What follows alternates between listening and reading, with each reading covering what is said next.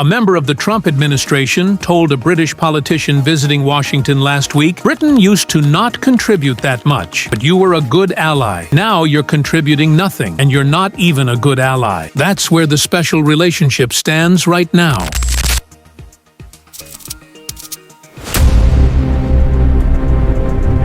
Since the US and Israeli governments launched Operation Epic Fury, a war against the Iran government, the oldest military alliance in the Western world has fractured in public, in a way that has never happened before. Donald Trump called Keir Starmer, the British Prime Minister, not Winston Churchill. So we are very surprised. This is not Winston Churchill. He called Britain a once great ally. He said, "We will remember." And when the UK finally offered to send aircraft carriers, Trump fired back, "We don't need people that join wars after we've already won." This wasn't a policy disagreement. This was a humiliation. And the story of how it happened, the legal objections, the bullying phone calls, the cabinet revolt, the Muslim voter crisis, and the 72-hour reversal is one of the most revealing political dramas of the entire war.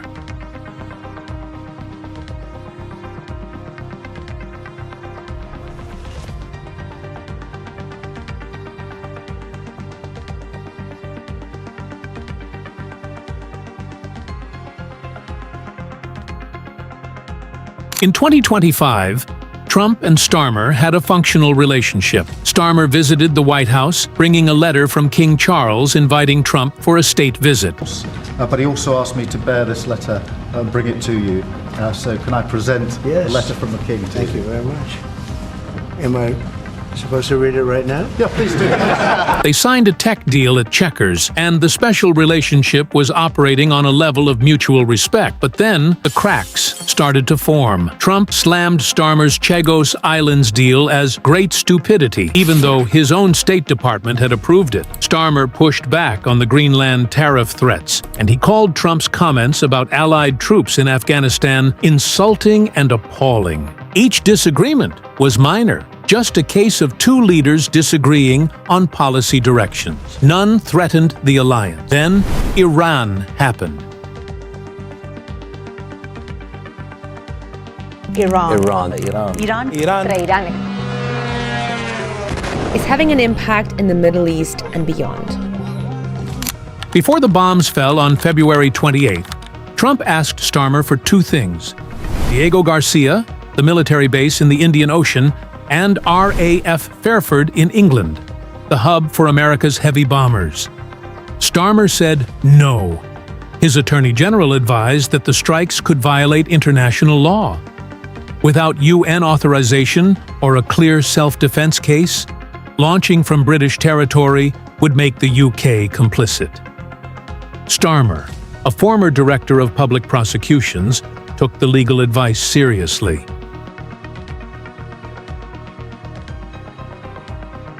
But then, a political argument erupted.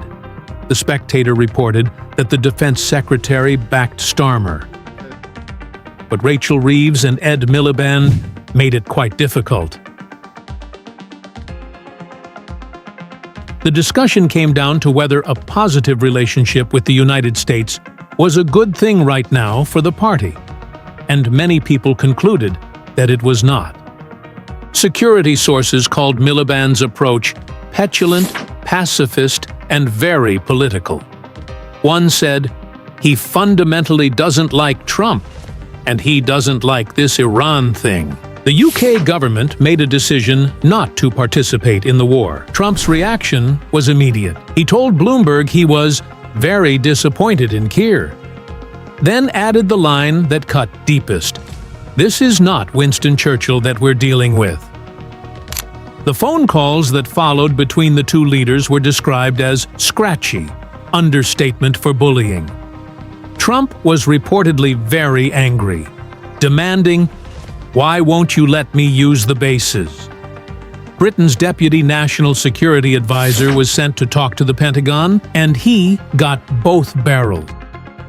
Then, on March 2nd, when a drone hit RAF Akrotiri in Cyprus, a British military base home to airmen and their families, the UK's stance on the war changed. Starmer announced the UK would now allow bases to be used, but only for specific and limited defensive purposes, destroying Iranian missiles at source to protect British lives. For that specific and limited defensive purpose.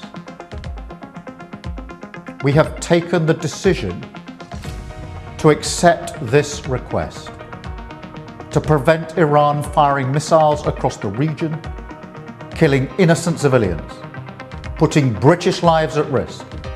Within days, American warplanes arrived in Britain. B-2 stealth bombers were cleared for UK bases. The HMS Dragon was deployed.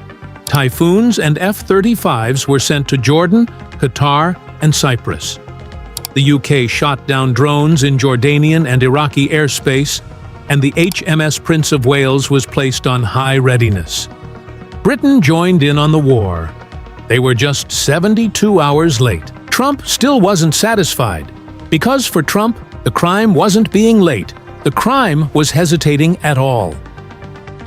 After reports of the UK preparing aircraft carriers, Trump posted, "The United Kingdom, our once great ally, maybe the greatest of them all, is finally giving serious thought to sending 2 aircraft carriers.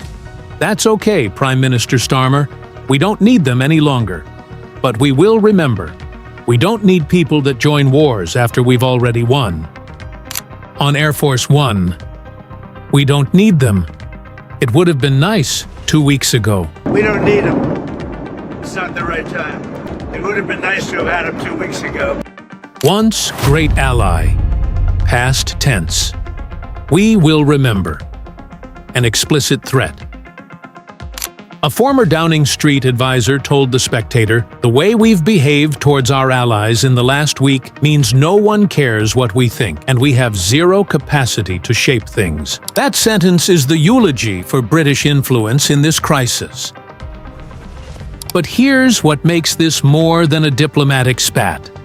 Starmer was squeezed from every direction, simultaneously. From the right, Kemi Badenoch said, "The UK is in this war whether Starmer likes it or not," and accused Labour of a pure, partisan, political calculation to keep Muslim voters. From the left, Jeremy Corbyn tabled a bill requiring parliamentary approval for any foreign use of British bases. The Green Party leader called America a rogue state.